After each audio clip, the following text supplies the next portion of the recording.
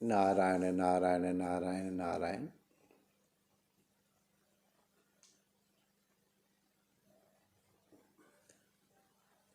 भगवान की भक्ति में स्तुति का बड़ा महत्व कहा जाता है।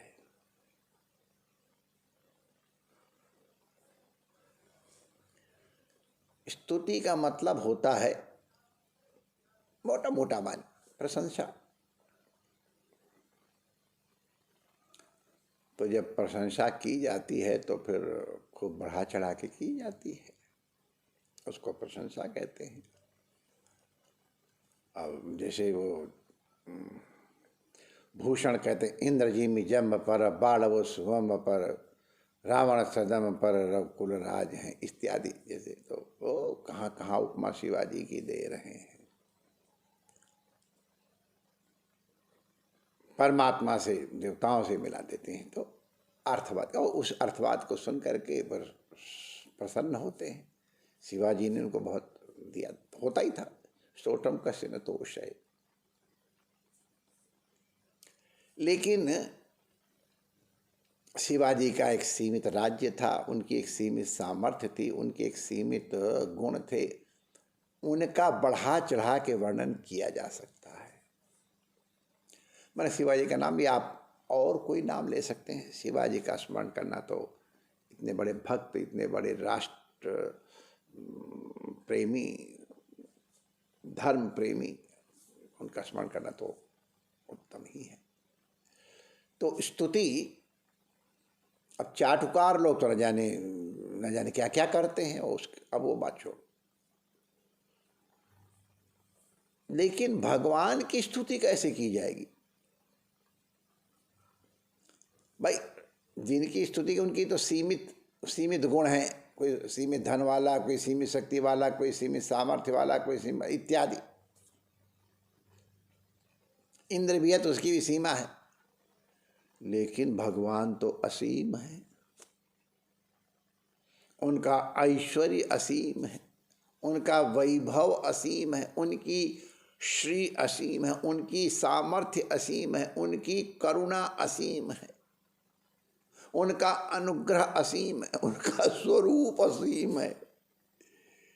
सब कुछ तो असीम है।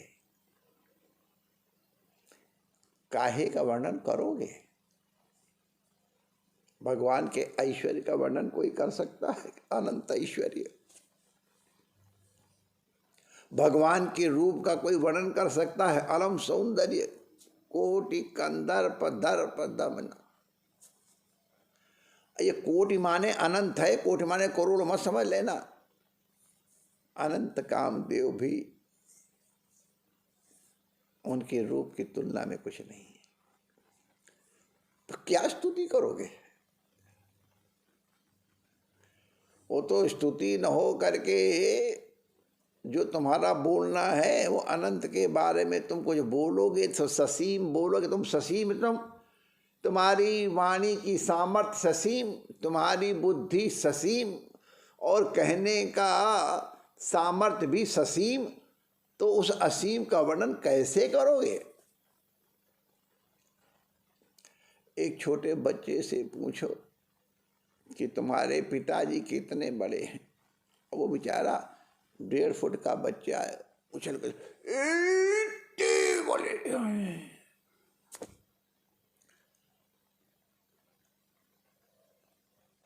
अब उसके पिता उतने बड़े तो नहीं है, लेकिन उन्हें सारा जोर लगा के कह दिया तो उसको भी कहने का आनंद आ गया, मेरे पिताजी इतने बड़े। और सुनने वाले को भी पता चल गया इतने बड़े तो नहीं, लेकिन तो कहने वाले को भी आनंद आ गया और सुनने वाले को भी आनंद आ गया। तो इसकी उपमा उस तरह से नहीं दे सकते हो कि 1 अरब करोड़ जुगनुओं के बराबर सूर्य का प्रकाश है, उसके बराबर इसकी तुलना नहीं कर सकते हो। इसमें बच्चे का, तुम बंबई में रहते हो, समुद्र कितना बड़ा, बड़ा है, कितना पानी, इतना पानी। अब समुद्र में इतना पानी किनारे पर ही है, लेकिन सुनने वाले को आनंद आ जाता है। तो भगवान की महिमा अनंत है। चाहे गुण कहो, चाहे ऐश्वर्य कहो, चाहे वात्सल्य कहो, चाहे करना जो भी कहो, उदारता कहो, जो नाम लो वो अनंत ही है। अनंत में हर वस्तु अनंत है। तो फिर उसके कहने का प्रयोजन क्या हुआ? तो जैसे छोटा बालक अपने पिता का वर्णन करके स्वयं संतुष्ट होता है और दूसरों को भी आनंदित करता है, जैसे भगवान राम जब वन में गए तो वहाँ के भी लोग कहते हैं, जिसके रोम रोम पर लागे कोटि कोटि ब्रह्मांड, उनसे करें भगवान आप चिंता ना करना, हमने इस जंगल के एक एक चप्पा चप्पा देख रखा है, कहाँ पानी है, कहाँ पेड़ है, कहाँ फल है, कहाँ कहाँ कहाँ कौन सा शिकार मिलेगा, हमने सब देख रखा है एक एक पग। हम तुमको ले चलेंगे, कहीं कहीं शिकार खिलाएंगे, कहीं तुमको फल खिलाएंगे, कभी भी तुमको शहद खिलाएंगे। और इस तरह बड़े भाव से बढ़ चढ़ के एक दूसरे कह रहे थे, और भगवान बड़े प्रसन्न हो रहे थे उनकी बातों को सुन करके। जैसे छोटे बच्चे की बातें सुन के बड़े लोग प्रसन्न होते, वैसे भगवान उनके बातों से प्रसन्न हो रहे थे। ये तो वो जिनके पास जो सबसे अधिक सामर्थ्य, जो वस्तु उनके सामने प्रस्तुत कर दी कि हम जंगली हैं, हम तुमको शिकार खिलाएंगे, फल खिलाएंगे, भगवान। तो भगवान की सामर्थ्य इत्यादि का वर्णन किसी का करना नहीं, लेकिन जिसकी जितनी सामर्थ्य है उतना चिंतन करेगा और उतना वर्णन करेगा। अब मैया मोरी मैं नहीं माखन खायो, इस पद को हमने कक्षा 4 में पढ़ा था। अब मैया मोरी मैं नहीं माखन खायो, इसका सीधा सीधा अर्थ लिखा था, हमको 9-10 में से 9.5 नंबर मिले थे, याद है। और यही जब जूनियर हाई स्कूल में हम गए थे, पढ़ा था, तो इसको फिर ये पद आए, तो ये तो एमए तक चला। हम तो खैर एमए तक नहीं गए, दूसरी विद्या में लग गए। तो वहाँ इसका अर्थ लिखा तो करीब 2.5 पैराग्राफ में लिखा, तो 7.5 नंबर मिले थे। और जब हाई स्कूल में गया तो और उस 1.5 पन्ना लिखा तो भी नंबर कम मिले।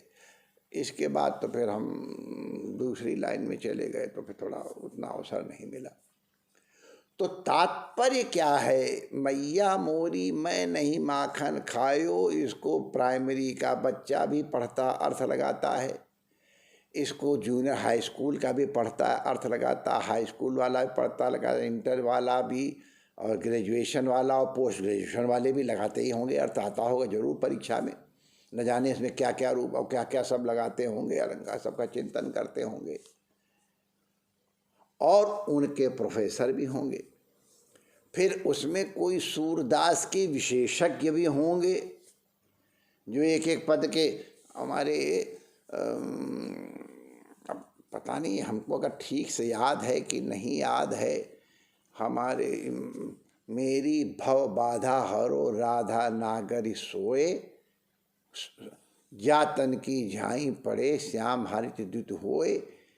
इसके हमको लगता है, हमको कोई भूल तो नहीं, 108 अर्थ कोई निकाले थे, लेकिन 27 अर्थ तो बहुत लोगों ने सुनाए हमको, और अभी और हैं। बस केवल मेरी भव बाधा हरो राधा नागर सोए, जातन की झाई पड़े श्याम हरिद्युत होए। कोई आयुर्वेद में ले गए, कहा न अपने अपनी भाई, तो जिसका जितना बुद्धि वैशिष्य हो, लेकिन कवि का या क्या भाव हो, तो फिर राधा जाने या राधा नागरी जाने या फिर उनके प्रीतम जाने। तो जिसका जितनी दूर तक चिंतन हो उतनी दूर तक चिंतन करेगा स्तुति में, जो स्तुति में पूरा प्रयास करेगा, अधिक से अधिक चिंतन करेगा, अधिक से अधिक ध्यान करेगा, अधिक से अधिक उत्तम से उत्तम शब्दों का प्रयोग करने का प्रयास करेगा। अब यद्यपि वो भगवान का वर्णन नहीं है, भगवान की महिमा का छोटा अंश तो है ही है, एक अंश तो है ही है। अब एक अंश होने पर भी इसने जो सोचा है, जो कहा है, जो गाया है, जो बोला है, जो ध्यान में किया है तो भगवान का ही चिंतन, सत का ही चिंतन तो है, क्योंकि भगवान सर्वमय है, सब कुछ भगवान में है। तो अगर यही भाव करके कहा सुना जाए तो कुछ भी कहा सुना जाए, सर्वदेव नमस्कारः केशवम प्रति गच्छति जैसे है, तो जो जो हम बोलते हैं वो सबकी सब स्तुति है, ऐसी भी धारणा हमारे भक्तों की है। आत्मा तम गिरजामति सहचरा प्राणा शरीरम शरीरम ग्रहम पूजा ते विषयो भोग रचना निद्रा समाधि संचारा पदयो पद स्तोत्राणि सर्वागिरो, सर्वागिरो माने जितनी भी हमारी वाणी है सब स्तुति है। सर्व मखानी स्तुति ही नहीं, अगर हम संसार की भी बातें करते हैं तो वो भी सर्वागिरों में परिगणित हो जाएगी, अगर भावपूर्वक करते तो वो भी वहीं जाएगी। जागत सूतत परे उताने कहें कबीर हम वह ठिकाने। तो इसलिए जो भी हम चिंतन कर रहे हैं, बोल रहे हैं, वो परमात्मा का है। और दूसरा, स्तुति करते समय भगवान के गुणों का चिंतन करेगा स्तुति करने वाला, भगवान के विग्रह का ध्यान करेगा, उनके गुणों का चिंतन करेगा, उनके भक्त वात्सल्य आदि इन सब रूपों का चिंतन करेगा। तो इसके बार बार चिंतन करते करते अंतःकरण का भाव प्रगाढ़ हो जाता है, और जब ये भाव प्रगाढ़ हो जाता है तो अंतःकरण की वृत्ति तदाकाराकारित प्रगाढ़ हो जाती है। जैसे अंतःकरण की वृत्ति जिस चीज में जाती वही रूप धारण कर लेती है। जैसे पानी अगर गिलास में रखो तो गिलास के आकार का, लोटा में रखो तो लोटे के आकार का, बाल्टी में रखो तो बाल्टी के आकार का, पतीले में रखो पतीले के आकार का, कोई आकार नहीं है। उसी प्रकार वृत्ति का अपना कोई आकार नहीं है। जिस प्रकार की वृत्ति बनती है, रूपाकार, शब्दाकार, अब अंतःकरण इंद्रिय प्रणाली के द्वारा, जैसे खेतों में पानी लगाते हैं तो जब वहाँ ट्यूबवेल से निकालते हैं तो ट्यूबवेल कुंडी में होता है, कुंडी के लग रहा, फिर नाली में गया, नाली में गया, फिर क्यारी में गया, क्यारी में जाके क्यारी में गया। तो ये तो पानी ट्यूबवेल से निकला, कुंडी में बदला, फिर क्यारी में केदार में बदला, माने नाली में बदला, फिर क्यारी में बदला, और फिर उसके, तो इस तरह से उसका अपना कोई रूप नहीं है। उसी तरह हमारी वृत्ति भी जहाँ जाती उसका रूप है। अगर फल में गई तो फलाकाराकारित हो जाएगी, घट में जाए तो घटाकाराकारित हो जाएगी।